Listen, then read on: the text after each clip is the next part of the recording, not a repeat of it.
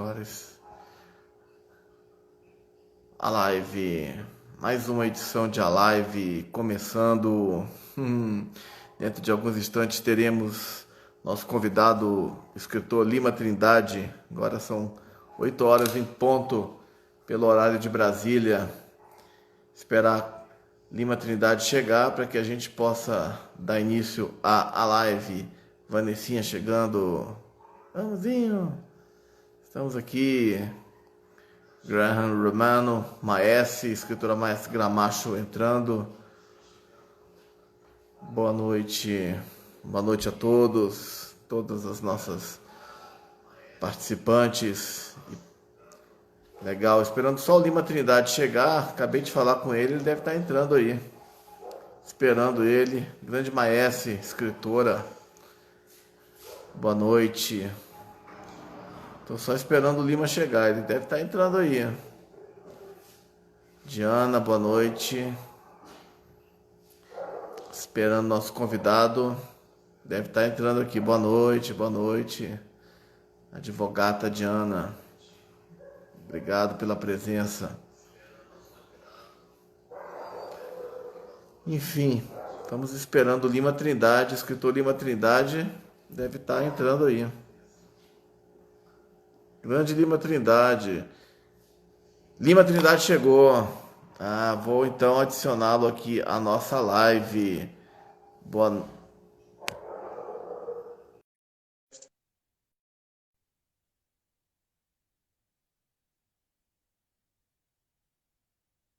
Entrar. Opa, entrou. Entrou o Lima Trindade. Boa noite, meu amigo. Boa noite, Marcelo. Como é que vai? Tudo bem? Tudo bom. Estamos agora com o Dr. João Batista chegando aí direto do cemitério São João Batista, no Rio de Janeiro, lá em Botafogo, sempre nos prestigiando. Bom, pessoal, o Marcos também entrando. Uma boa noite a todos e todas aí que estão nos assistindo. Começando mais uma edição de A Live com Marcelo Araújo.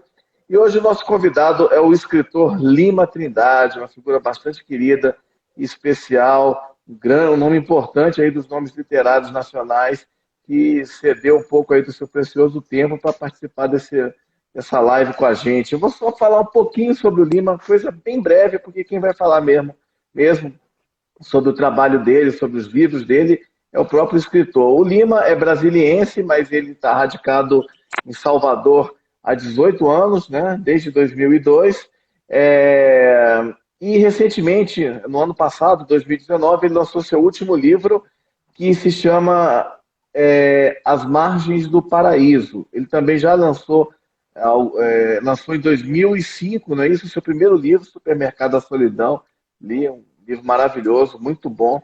Também lançou O Retrato ou um pouco de Henry James Não Faz Mal a Ninguém, em 2014. Também li, livro muito bom. Também lançou outros 3 livros que são de contos, né? Corações, Blues e Serpentinas, Todo Sol mais o Espírito Santo e Aceitaria Tudo. Então, o Lima está aqui hoje nos prestigiando para falar da sua carreira, da sua trajetória, mas também dando um destaque para o seu último livro, As Margens do Paraíso. Eu acompanho o Lima Trindade aí pelas redes sociais e vejo que ele está sempre. Agora a gente está no período da pandemia, mas até há pouco tempo ele estava viajando bastante, divulgando o livro, muitas matérias de jornal, na imprensa, sempre destacado o trabalho desse grande escritor. E tive o privilégio também de participar do seu lançamento e ir ao seu lançamento aqui em Brasília, né, no CEBIN, no ano passado. Lima, então vamos começar falando um pouco sobre. Bom, pode ser sobre As Margens do Paraíso, seu mais recente trabalho. Boa noite, Preparo Jurídico. Alain, por favor, fale um pouco do seu último livro. Boa noite a todos, né? Uma alegria. O som tá bom? Tá tranquilo? Tá ótimo, tranquilo. Que bom, que bom. Pois é, este é um romance, As Margens do Paraíso, que se passa no período entre 1958 e 1960, e é uma história de 3 jovens, né? Um carioca, uma baiana e um goiano, né? Que cada um vivendo em seu espaço, vivendo uma vida muito particular, cheia de sonhos, uma época muito rica, né, que foi a época do Juscelino Kubitschek e tal, aquela coisa toda do Brasil que vai dar certo, 5 anos em 5, e, e eles sonhavam realmente com uma transformação que era algo assim, muito próximo de uma geração, né, que estava lidando com Cuba, né, a história de Fidel, né, e tantos sonhos de juventude, né, isso antecedendo um pouquinho o que foi depois a ditadura militar, as mobilizações, a Revolução de 68, né. Então são os primeiros passos dessa juventude, dessa geração, pensando a sua liberdade que eles queriam para a vida.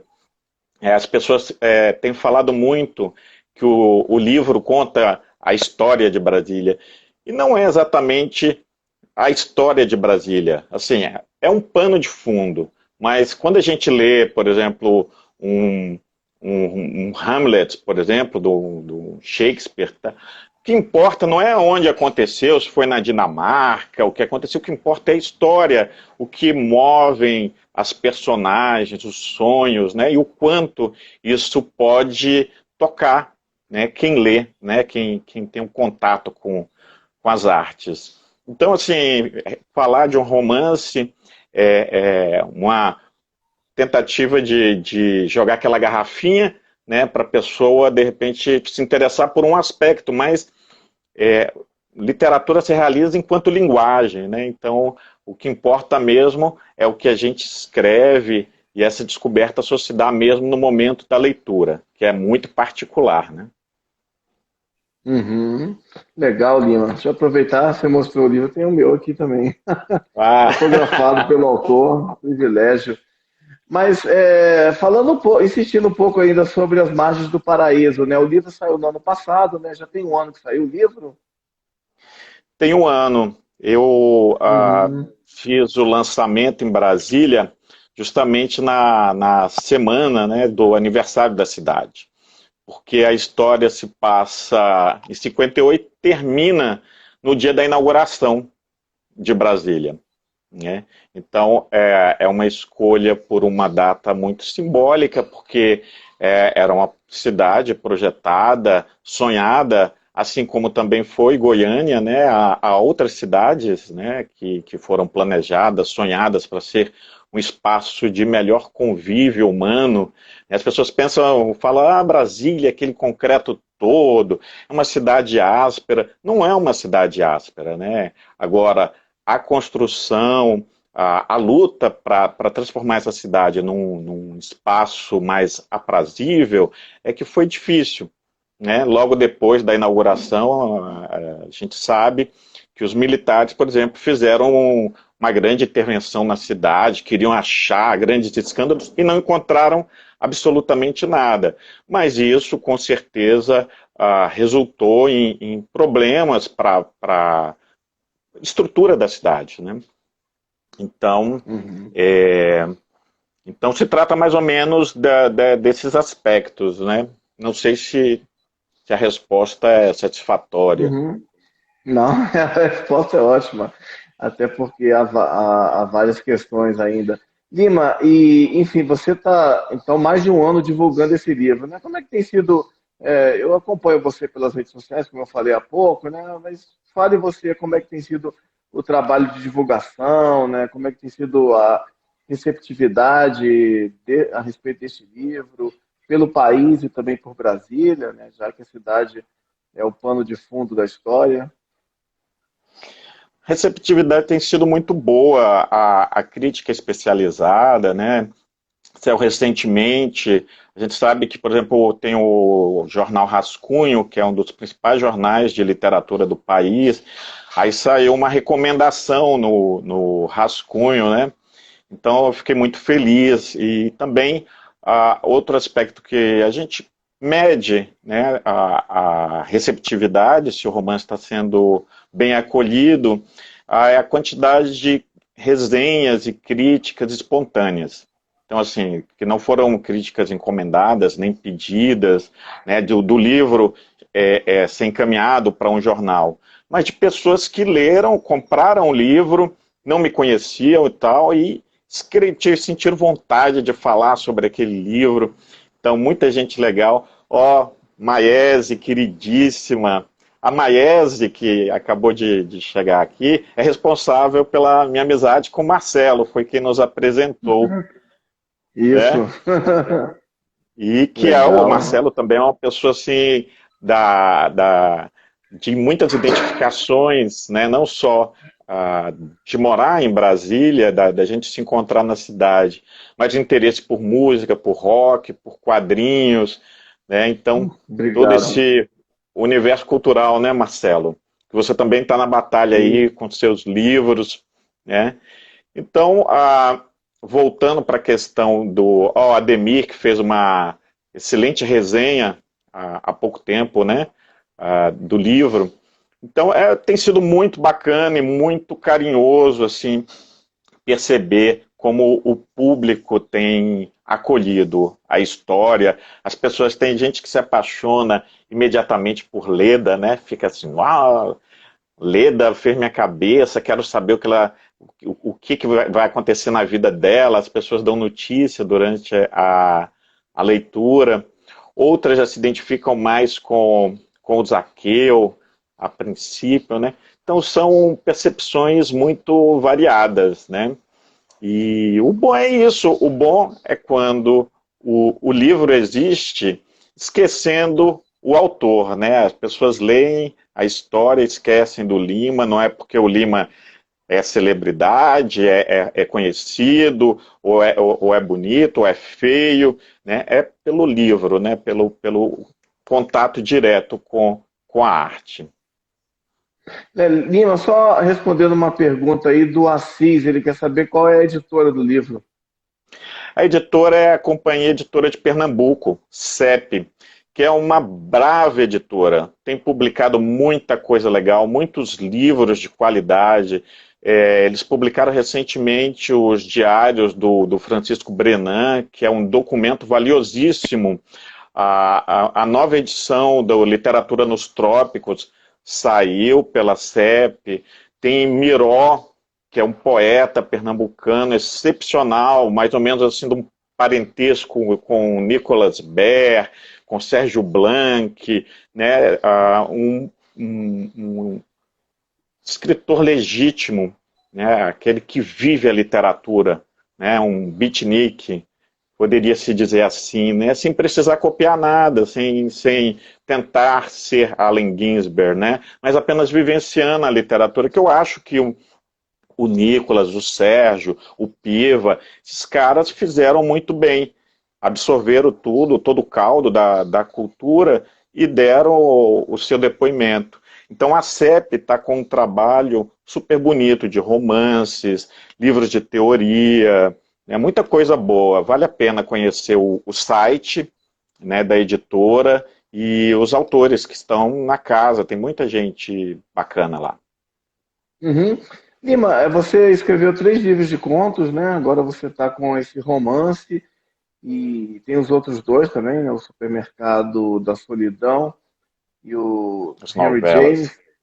as novelas, né? Enfim, você trafega aí por formatos distintos, né? Como é que Lima Trindade se encaixa no conto, na novela, no romance?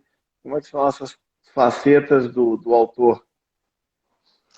Olha, na verdade eu acho que o gênero escolhe a gente, né? Então vai tudo daquela pulsão que você está tendo para se expressar, o que você está sentindo, as questões que você traz consigo. Um conto, e aí tem aquele velho clichê que o conto pega como se fosse um punch, né, de um lutador, né? E o romance tem um longo caminho de sedução, né? Mas a questão toda, o que importa é se é bem escrito, né? Então, o que pega mesmo é um conto bem escrito, é um romance bem escrito.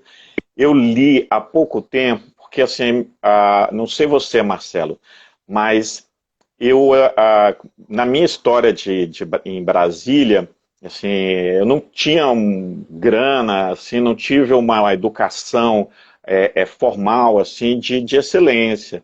Então, muitas coisas que eu gostaria de ter fruído, né, conhecido, eu não pude conhecer. Então, eu retomo isso quando adulto. Por exemplo, eu fui ler o Capote, né, esse conto maravilhoso da literatura russa, que é um conto fundamental.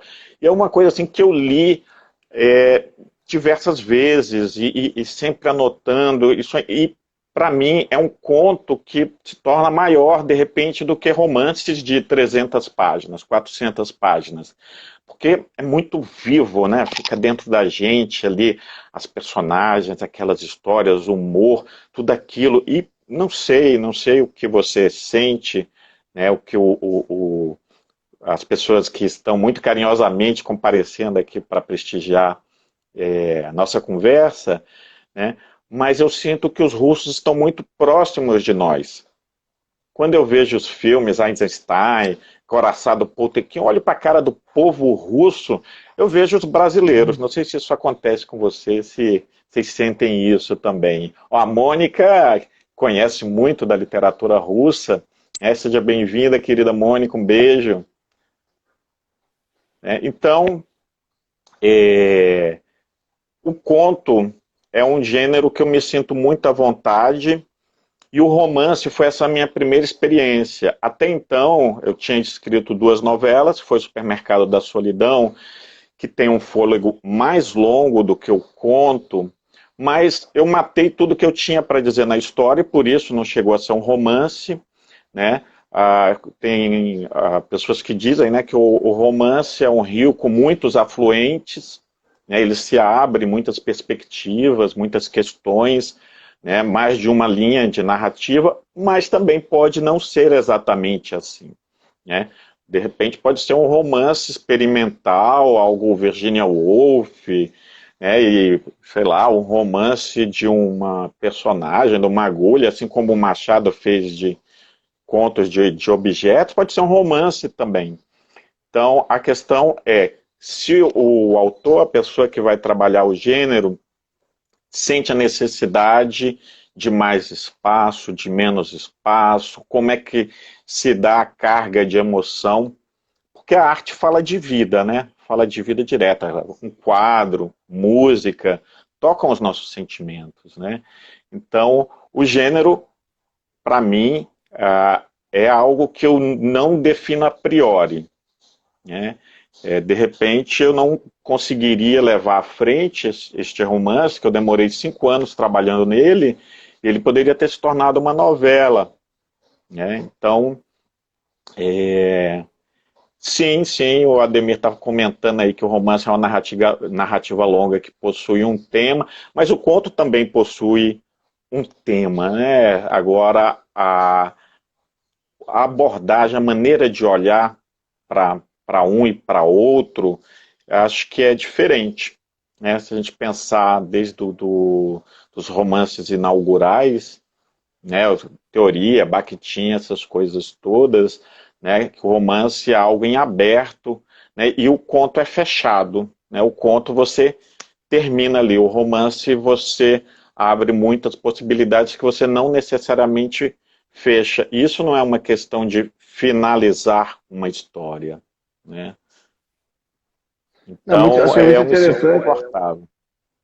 Não, legal. Achei muito interessante você fazer essa comparação dos brasileiros com os russos, né? Os russos na cultura são uma potência, né? Na música, na Sim. literatura, no teatro, no cinema, né? Você citou aí Eisenstein e tantos outros. Eu queria que você falasse um pouco mais, assim, achei curiosa essa observação sua da semelhança. Que semelhanças você vê aí entre os russos e os brasileiros? Rapaz, assim, principalmente se considerando que eu não sou um jovem, né? Então, pensando que foi a União Soviética, né?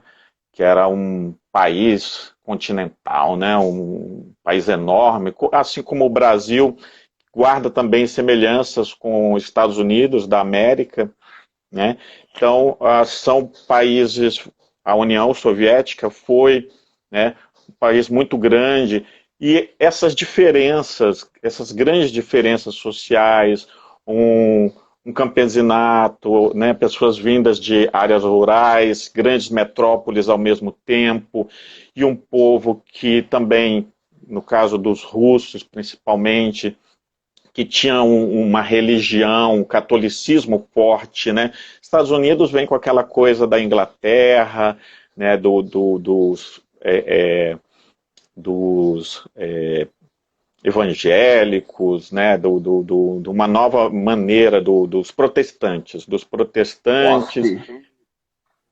os WASPs, e já a Rússia não, é uma torrente de sentimentos, então, poxa, eu, assim, pensar Mayakovsky não podia ser americano, né? Mayakovsky, ele tem uma alma russa, o Dostoiévski, a maneira de lidar com o sentimento, até de investigação, então eu vejo, por exemplo, uma profundidade dessas, por exemplo, no João Antônio, né, que é um cara maravilhoso, fenomenal, um grande contista, infelizmente hoje um pouco esquecido, né?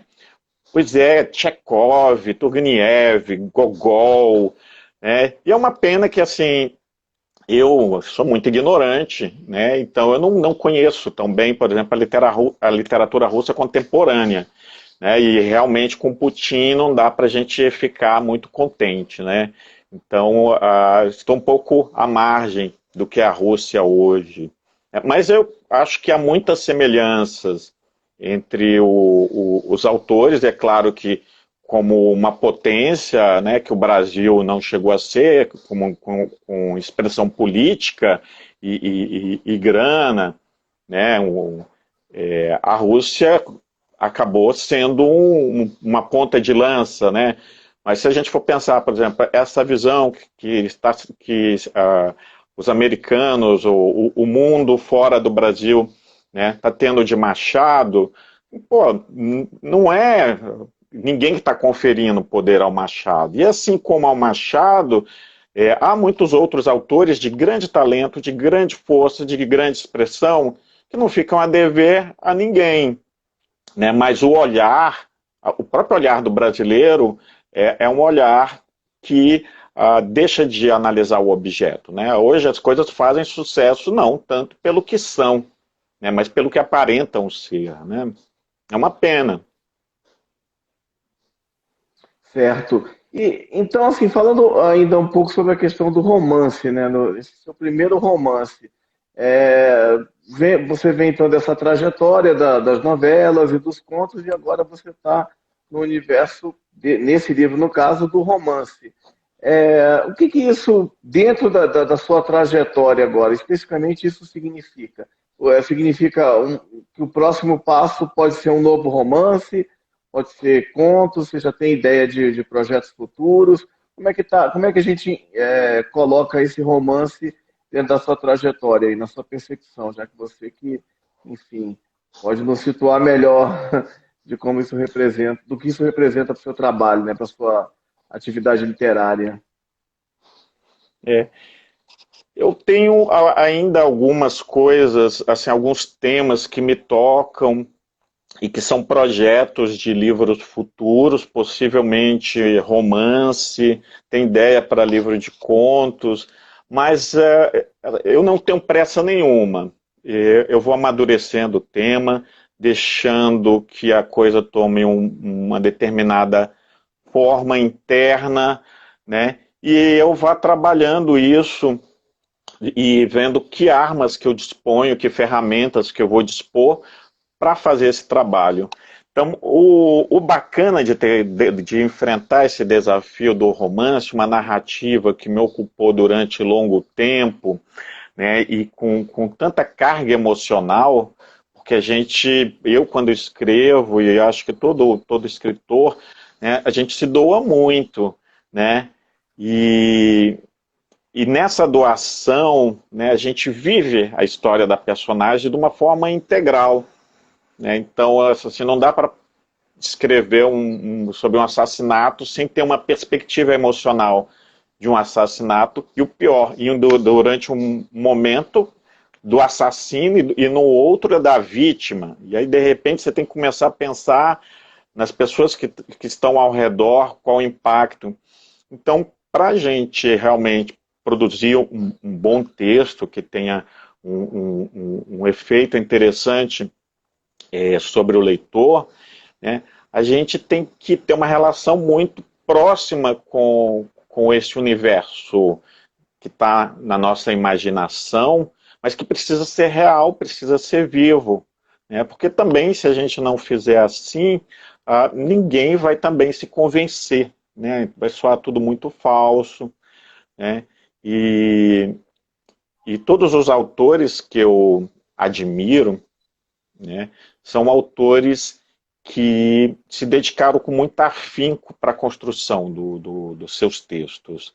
Né? Então, assim, eu não tenho pressa, não me imponho nenhuma regra, vai ter que ter um romance de 2 em 2 anos. Né? Se pintar, de repente, um conto legal, que puxa outro conto, tal, pode atravessar um livro de contos na frente. Né? Tem um conto meu que vai ser publicado agora, uma coletânea da Dublinense, chamada Fake Fiction, né, a coletânea, e o meu conto, que é um conto distópico, fala sobre o 05, o filho que o Bolsonaro não teve. Nossa, É, os quatro já tá é, desse jeito. o Lima, 05. pode falar. Não é isso, o título do conto é 05, e se passa num momento do futuro, né, onde há uma continuidade desse governo, né, e, e aí deixar para cada um ler e tirar suas conclusões, né. Legal, estamos ansiosos aí para ler sobre o 05. Lima, a Maes fez uma pergunta, se é muito mais difícil escrever um romance do que contos e novelas. Olha, para mim, pelo, vamos dizer assim, pelo tempo que você precisa estar comprometido, né, com a história, mas eu penso também que, no caso, a Maiese, né, escreve microcontos, poemas, né, quando a gente está nesse mundo da criação, né, da imaginação, a gente, mesmo vivendo uma vida factual, né, do mundo sensível, palpável, a gente vai trabalhando internamente este outro universo. Paralelamente, a gente vive uma coisa meio esquizofrênica, né? A gente fica vivendo com as pessoas, falando, trabalhando, mas ao mesmo tempo fica pensando o que a personagem vai dizer tal, e de repente vem uma solução num momento inesperado. Você está numa festa, está a caminho do trabalho, né? Então, eu acho que há uma dificuldade maior no romance para você manter a coerência, para você manter a energia, né? E é claro, existem romances curtos numa alta voltagem, né? Então, assim, tem romances de 100 páginas que há muita densidade, muita tensão, né, e que a pessoa pode demorar bastante tempo para fazer um trabalho como esse. E há romances de 500 páginas que você lê, que é uma bobagem, né? Sim, o ritmo da escrita determina muito, e também assim, o desafio que o autor se submete, né? A, é aquela história, né? Tem o Gerard de Nerval, que era um poeta francês, né? E ele foi assim, sei lá, um pouco surrealista, né? Pós-romântico, e ele escrevia poemas com imagens fantásticas de anjos, seres imaginários, né?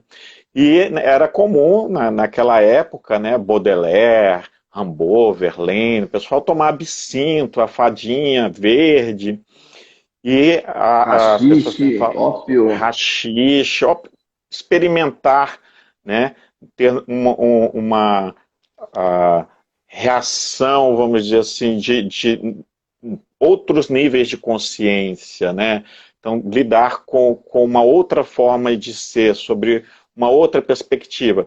No entanto, várias pessoas que se pressupunham bons escritores tomaram absinto, haxixe, e não fizeram nada que prestasse, entendeu?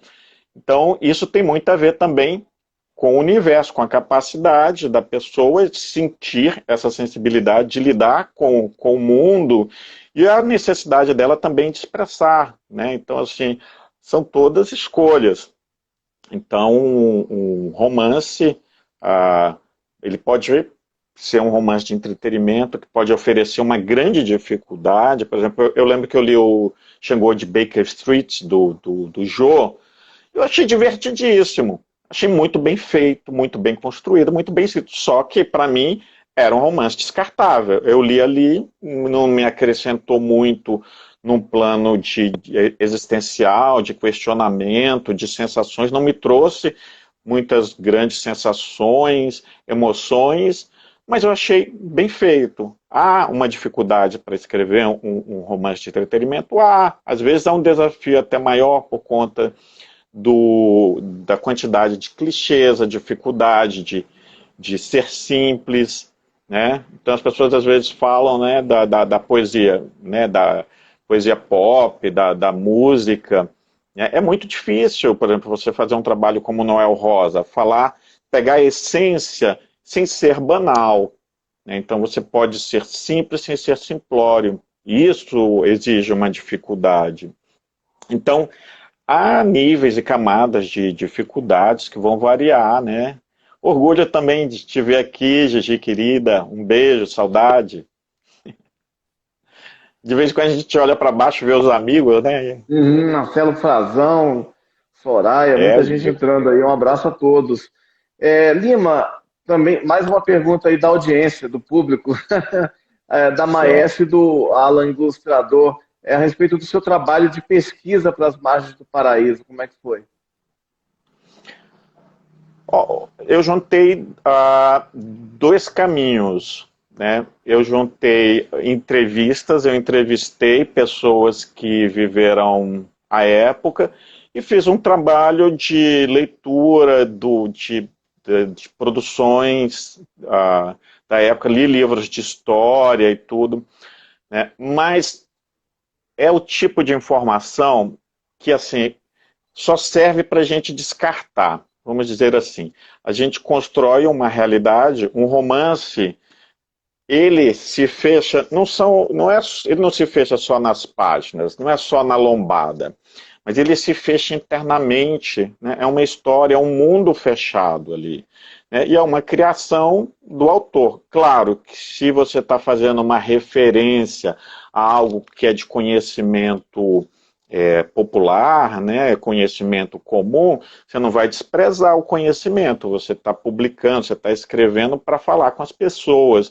Então você não vai falar uma grande bobagem, vai falar que descrever um presidente como pessoa que ele não é, porque realmente ninguém vai acreditar, vai rir, e você não vai conseguir colocar em cena as coisas que você quer.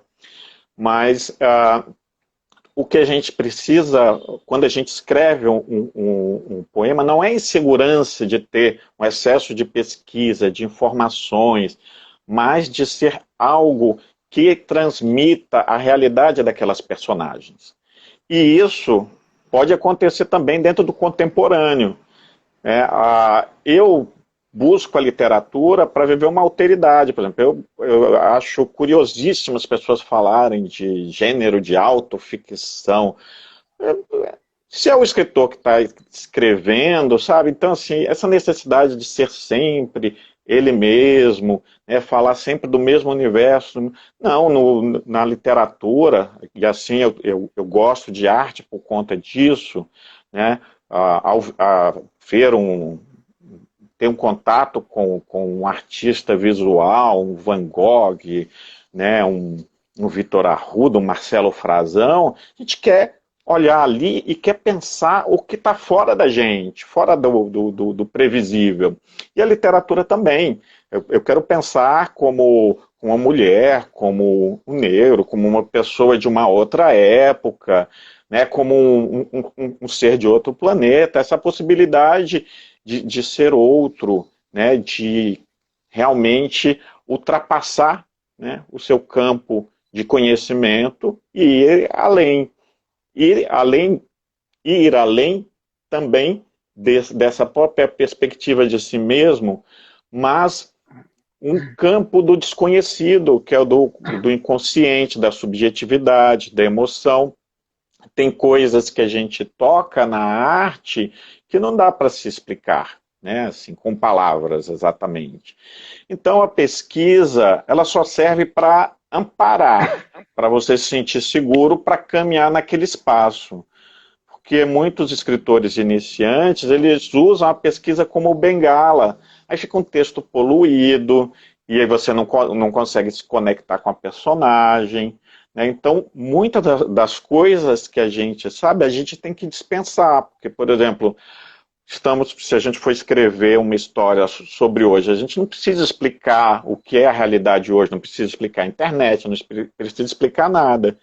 Então, o texto didático, ele se transforma num texto cheio de pedregulho, que o leitor fica se batendo e não consegue ver a coisa andar, né? Então, eu pesquisei bastante, mas é uma pesquisa para esquecer, porque na hora eu tinha que pensar como uma personagem, me ver naquela realidade e tocar em frente. Legal, Lima. Tem tanta coisa aqui ainda para falar com você, rapaz. Tantas perguntas, mas vão ter que me desculpar, mas eu deixei passar já quem fez uma pergunta que eu ia também te perguntar, né? Você é uma pessoa assim, que tem muita relação com o meio underground, acompanha suas redes sociais, enfim. Você está sempre envolvido aí em Salvador, lançamentos, shows de rock, né, de bandas punks, é, lançamentos de livros de outros autores. O Lima é um grande divulgador de outros autores, está sempre postando sobre os lançamentos que ele vai, livros que ele está lendo, falou desse trabalho da CEP, tem a relação com o quadrinho. Eu queria que você falasse um pouquinho, a minha pergunta que eu ia chegar era assim, você falar um pouco sobre essa relação sua com o mundo alternativo, com o mundo underground, com a cultura rock and roll, quadrinhos, com a literatura independente, cinema. E a pergunta que a pessoa fez, que eu vou pedir desculpa, mas eu não lembro mais quem fez a pergunta, por conta dessa relação, se você faria uma HQ, uma história em quadrinho, um roteiro. A pessoa, inclusive, citou sua paixão aí por quadrinhos clássicos. Tá. Então, assim, o que eu acho que primeiro deve interessar é que a existência, esse mistério de estar, né, vivo, de pensar, de sentir em contato com o outro, ele tem que trazer uma curiosidade, né? Então, assim, eu acho que é uma obrigação do artista, né, qualquer artista, é saber o que está sendo feito, o que está sendo produzido. Como é que assim você vai valorizar o trabalho de uma pessoa que ela sequer quer conhecer as ferramentas, né, o que já foi feito para não repetir? Então, eu acho que eu faço o mínimo, eu tento conhecer, tento ler, tento acompanhar, correr atrás também de coisas que parecem extemporâneas, mas são contemporâneas, porque quando você pega uma literatura clássica, seja quadrinhos, inclusive essa pilha aqui assim, são os meus quadrinhos que estão aqui acima, né? Aqui é o cânone sagrado, que tem o Jean Pés Descalços, tem o Cavaleiro das Trevas, do Frank Miller, né, que foi a primeira graphic novel aí, e tem Maus, do Art Spiegelman, tem muita coisa legal que eu curto. E eu acho que é isso. A busca pelo underground não é necessariamente que seja algo submerso, mas é por que não conhecer isso e não ter medo de pensar? Então, assim, por que eu tenho que aceitar apenas uma cultura que me é oferecida, que é fácil, é um caminho fácil? Não, será que não tem desvio? O que se pensa? Então, assim, o quanto a gente pode se libertar vamos dizer assim, manifestações, expressões do poder que tentam nos educar, nos colocar em cadeirinhas sentados como bons espectadores e consumistas, que vamos dar o nosso dinheirinho para aquele produto. A grande merda que está acontecendo hoje com a arte está nisso, porque com a queda do Muro de Berlim, com o fato de não haver mais um diálogo com outra possibilidade de expressão, falar que a esquerda morreu.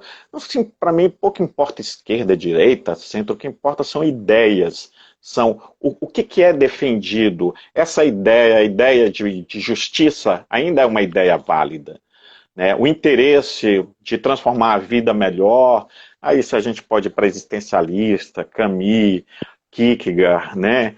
E fazer dentro do seu alcance. Então, para mim, não é nada mais do que obrigação tentar conhecer as coisas e tentar conhecer as coisas pelo que elas são. Uma banda de rock lá de Camaçari, ela não é menor do que uma banda de Seattle. A questão é você poder enxergar isso, compreender o que é transmitido por essa expressão artística, né? E ter essa liberdade de questionar quando as pessoas falam, isso é maravilhoso, será que é maravilhoso mesmo? O que eu quero, o que eu busco para mim? O que eu quero para mim, já diria Jato Invisível. Né? E então, eu acho que esse campo de interesse é um campo de interesse do mundo, a curiosidade de estar vivo, né, de conhecer Jim Jarmusch. Houve um tempo que assim todos os meus, a maior parte dos meus amigos assistia só filme comercial, Spielberg e tal, e eu, provocado pelo Renato Russo, pelos caras, as grandes cabeças do rock em Brasília, que falavam de Jean Renoir, Truffaut, né? Eu falei, quem são esses caras? Né? O que é Bauhaus? Então, a gente começou a correr atrás, fui no Cine Brasília. A princípio, você lidar com uma outra linguagem é uma surpresa, pode trazer uma dificuldade, né? Mas quem acha que o caminho é o fácil pode ficar em casa deitado na rede dormindo, né? Eu estou para viver, eu quero viver, então eu vou para a vida. Quero conhecer a arte, visitei museus no mundo inteiro querendo conhecer e vou também na exposição aqui no Instituto Cultural Brasil-Alemanha de um artista do interior e vou ler o quadrinho em fanzine de uma pessoa que não publicou e vou ler também da Anemo, que eu acho, aliás, a Anemo fantástica. Alain Alex, que fez uma publicação maravilhosa, uma adaptação do Cabeleira, do romance, né, regional, é um quadrinho fantástico.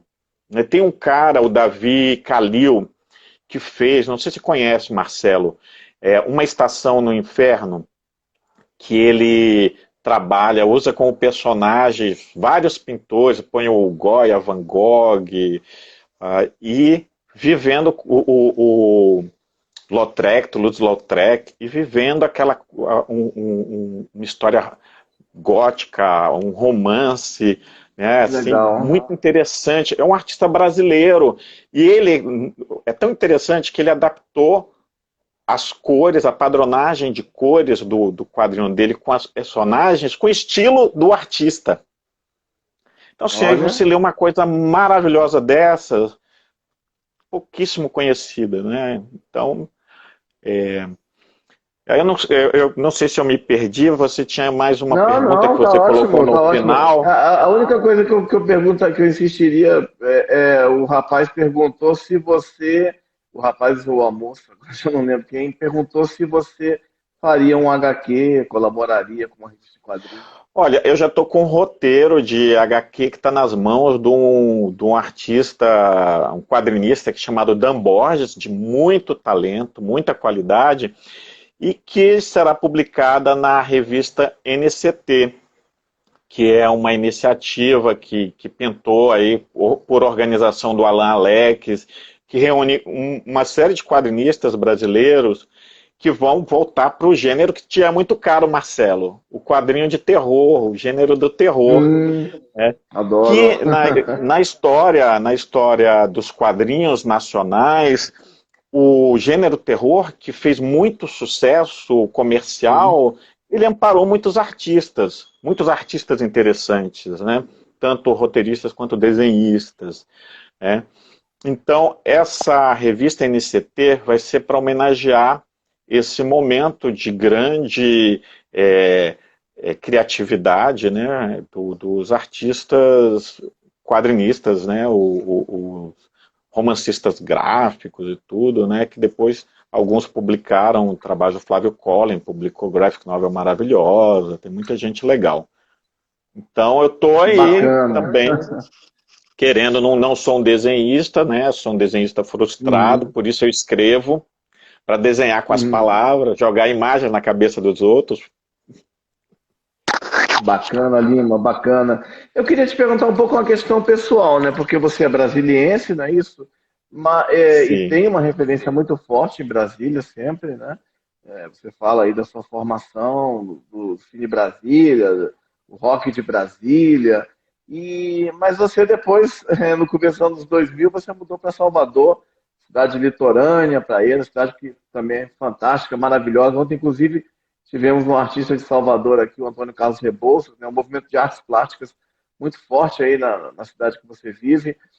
Como sim. foi um pouco, fala um pouco dessa sua transição e assim como Brasília, Salvador também tem espaço aí nos panos de fundo ou em outras referências para você, como, não só do que você presencia e vive como cultura, mas daquilo que você também passa para os seus textos? Sim, sim. Eu, quando vim para cá, em 2002, eu trouxe uma vivência, já era um homem adulto de mais de 30 anos tal. Então, eu tinha vivenciado essa época do rock, né, que foi tão rica. E, assim, não só do rock, mas também ah, os anos 90, possibilidades de uma formação de escritores. Hoje, Brasília finalmente tá ganhando alguma independência nesse aspecto de pessoas que estão trabalhando. A Maese lembrou aí a revista Verbo 21, que eu fui editor por quase 15 anos, uma revista eletrônica de cultura, Eu que a lembro. Maese colaborou com, com grandes entrevistas, textos, né? Eu contei com a participação de muita gente legal nessa revista. E isso fez também com que muitas pontes fossem erguidas, né? Muitos contatos, muitas amizades e muitas trocas, muitos diálogos. Então, quando eu vim para cá, eu trouxe essa bagagem dessa vivência, mas ao mesmo tempo também era uma espécie de reconhecimento, como se eu sempre tivesse vivido aqui em Salvador, porque minha mãe é baiana de Salvador, né? Minha tia, minha avó. Então a minha casa era um lar baiano.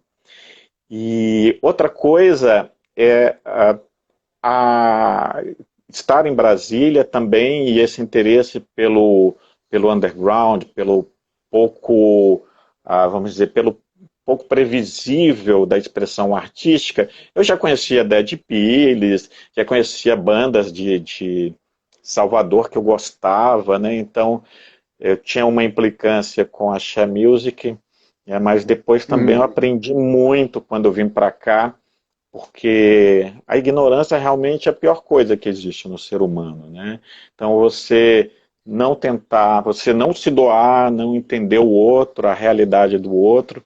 E vindo para cá eu pude compreender um pouco mais das expressões culturais, a complexidade, a singularidade, as diferenças. Então, música comercial, o rock é comercial. Rock de Brasília tinha muita porcaria, né? Então, assim, utilizaram do rock também como produto de consumo, por causa da grana e tal. E tanto que hoje muitas dessas pessoas que ouviram na época, ouviam bandas que eram mais criativas, né? Não continuaram a cultivar o gênero, né? Então, assim, a minha geração, meus amigos, que eu sempre gostei de pessoas inquisidoras e tal, foi pesquisar, a gente foi para os anos 60, 70, e assim como você, né, Marcelo, eu adoro música, então, música erudita, não vejo fronteira, ninguém tem que me dizer o que, que eu posso ou não posso ouvir. Ouço jazz, ouço o que me der vontade, tudo que me tocar, me emocionar, eu tô chegando lá. E então, Salvador foi como um reencontro, né? Há algo em Brasília que me incomodava muito e que ainda eu acho que não está muito bem resolvido, que Brasília não ama tanto Brasília, né? Então, assim, foi preciso que as bandas de rock de Brasília, num determinado momento, falassem quando estavam fora. Eu sou de Brasília, essas bandas são bandas de rock de Brasília, e houvesse um reconhecimento de fora para as pessoas olharem para aquela expressão cultural que já existia, que estava lá, que pulsava e que até então não tinha um público, né? Então eu sinto que para a literatura, por exemplo, nem todo mundo tem que ser escritor. Todo mundo vai falar, sim, saber se expressar, ótimo. Todos devem saber se expressar, saber escrever, criar um poema, nada impede. Agora, a escrita como uma escolha profissional, como uma entrega, como um motivo de vida, é outro papo, né? Então, usando exemplos mais simplórios, né? Sei lá, que o Sócrates usava, Platão cita, né? Quando você vai pegar um sapato, você quer que o sapateiro conheça o ofício e o sapato seja confortável. Um livro também, a arte também se dá isso, precisa conhecimento, né? Não é uma coisa simplesmente assim, todos são escritores. Sim, todo mundo escreve, mas fazer ficção, fazer bem, é outra história, como tudo fazer bem é outra história. Ser cozinheiro, né? Muita gente pode fazer qualquer coisa para se alimentar, mas ser um bom cozinheiro é outra história. Ser um grande chefe já é uma história diferente ainda. Então, eu não vejo Brasília dando força para outras expressões culturais. Fica, aparece um escritor de fora, Milton Raton, vai lá e tudo, Milton Raton. Outros escritores na cidade podem ter a mesma força e a cidade não olha para eles. Isso me incomoda, né? Eu acho que é uma mãe pouco amorosa, sabe, Brasília? E Salvador não, já tem um dengo, vamos dizer assim, tem um azeite que me acolheu muito bem, eu sou muito feliz aqui, gosto de Brasília, mas não quer dizer que eu não seja crítico, eu sou bastante crítico na relação com Brasília, como sou com Salvador também. Gostar também não significa que a gente não tenha críticas, né, e ame incondicionalmente. Mas, Lima, enfim, o tempo já está voando, mas eu queria te fazer uma pergunta que eu não queria passar sem ela. Um abraço para Renata Caldas aí que está entrando, Graça, todo mundo aí, Ju Soares. Mas, Obrigado a Lima, todos. enfim, um momento muito difícil para a cultura, né? Muito difícil em tudo, né? Pandemia, para quem vive de cultura, de arte, é uma coisa, um momento bastante complicado, mas que para quem do segmento editorial, livrarias, editoras, você citou o trabalho da CEP no começo da nossa conversa, já estava complicado, né? Um momento difícil. Aqui em Brasília a gente quase não vê mais livraria, vai nessas de shopping, as grandes redes, mas mesmo essas estão com grandes problemas, né? Parece que a coisa anda muito complicada aí no mercado editorial. Eu acho que assim, é preciso também. A gente tem que valorizar o livro. É preciso primeiro valorizar o livro para valorizar a livraria. E o livro, ele é o conhecimento que é produzido. Então, assim, o livro, ele não é apenas papel, capa, cor, impressão. O livro é o conhecimento, são as informações, né? Então, se vai ser eletrônico, se vai ser em papel, isso é um detalhe, né? O suporte vai ser um detalhe, mas o livro, ele vai continuar existindo, né? E vai existir independente da vontade dos poderosos. Então é só para a gente pensar um pouquinho. Paulo há Guedes livros que agora foram... quer taxar livro, quer imposto em É livro. taxar livro, Ensino cara, como se livro batata. fosse barato, né? Agora, me incomoda às vezes, por exemplo, pensar, eu acho que as pessoas, elas não têm que se sentir obrigadas, não tem que comprar livro porque é livro de amigo. Tem que comprar livro porque acha que aquele livro tem alguma importância, vai dizer algo. Mas para isso tem que ter curiosidade, né? E as pessoas, elas estão muito pouco curiosas. Elas esperam que as pessoas digam para elas, pode. E aí eu vou dar dois exemplos que a gente sabe, lendo tudo. A leitura e lá do Rio, eu fiz o lançamento lá, É, já esqueci. a A Livraria da Travessa. Travessa. A Travessa. São duas livrarias de rua que estão bem sucedidas, né, que já abriram novas filiais, entendeu?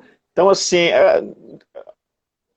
havia muitas livrarias, como a gente sabe, por exemplo, eu vou falar mesmo, a Saraiva, que não pagava editora, não pagava autor. Você pegava, por exemplo, se você era um autor independente, e lembremos, Drummond pagou o próprio livro, vários autores importantes lançaram livros independentes. Então, não é, mais uma vez, o meio, é o que se produz, né? Então, chegava o autor independente, colocava o livro lá, parecia que era um favor, ninguém pagava, ou seja, você trabalha, você estuda, pesquisa, produz, né? E por que não as pessoas te remunerarem pelo seu trabalho? Horas. E aí o cara, o livreiro, fica lá te roubando, né? Aí não paga mal os funcionários são desinformados, as pessoas acham tudo muito bom, tudo muito bem, um monte de best-seller descartável, né, para crianças que não têm boa escola, boa formação, né? Então, dá para quebrar esse tipo de pensamento fazendo um trabalho sério, como essas duas fizeram e estão se mantendo. Então, assim, é preciso que haja pessoas querendo ser livreiros, como o Ivan, da Presença, foi durante um momento e fez da livraria um espaço de encontro, né? Então, as pessoas têm que ter essa vontade também, porque não dá para só existirem escritores, né? Todo escritor precisa ser um grande leitor, precisa ler muito, né? Precisa conhecer, saber, né? E às vezes, por exemplo, eu comecei escrevendo poesia, abandonei a poesia, porque era um péssimo poeta. Então o que eu vou ficar fazendo? Impondo às pessoas a minha má poesia? Não. E tem que ali ver onde que a gente se encontra, que a gente consegue se expressar e dentro da tradição, do que a gente conhece, acrescentar algo. Se não acrescenta, recolha seu banquinho, né? Legal, Lima.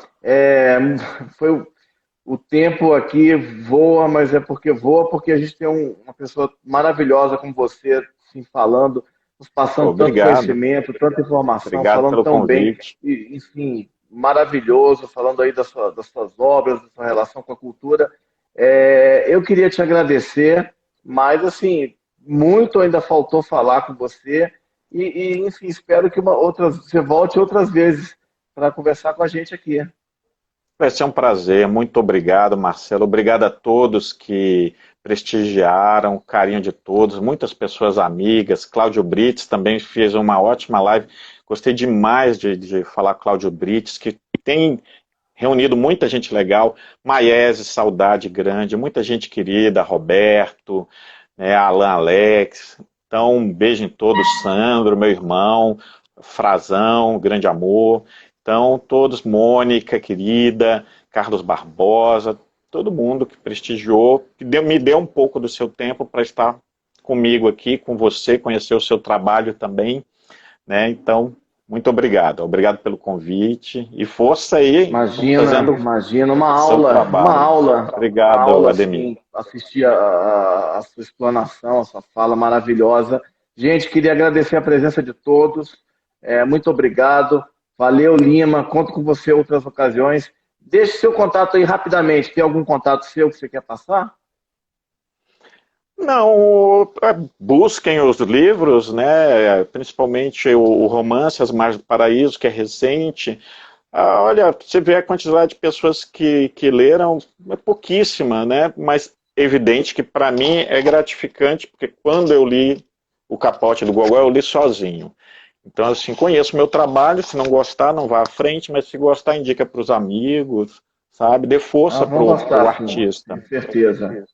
Tá certo, gente? Obrigado, Lima. Obrigado, boa noite. Faltam Grande 25 segundos abraço, para encerrar obrigado. aqui. Valeu, muito Contagem obrigado mesmo. Um prazer regressiva. enorme ter você aqui. Sucesso aí com o seu Obrigado. trabalho. Valeu, Obrigado, muito tchau. obrigado. Tchau. Obrigado.